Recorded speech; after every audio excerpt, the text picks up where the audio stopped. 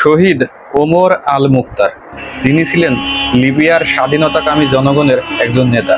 তার বলিষ্ঠ এবং সাহসী নেতৃত্বের জন্য তাকে মরুভূমির সিংহ নামে ডাকা হতো।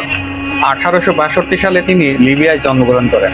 1911 সালে ইতালিয়ান সেনাবাহিনী যখন অটোম্যান সাম্রাজ্যের কাছ থেকে লিবিয়া দখল করার চেষ্টা করে, তখন এই ওমর আল মুখতার লিবিয়ার জনগণকে একতাবদ্ধ করে তাদের বিরুদ্ধে প্রতিরোধ গড়ে তোলে।